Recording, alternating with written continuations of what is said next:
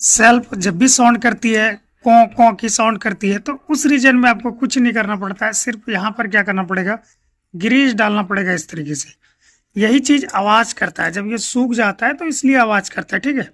यहाँ पर इस तरीके से ग्रीस दे देना है और उसके बाद इसका चुंबक में यहाँ पर अंदर में थोड़ा सा डाल देना है, ठीक है।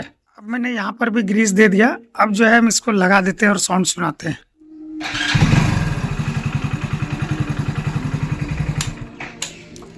अब देखो ये जरा सा भी साउंड नहीं करेगी, ठीक है। इसी तरीके से करना है आपको भी।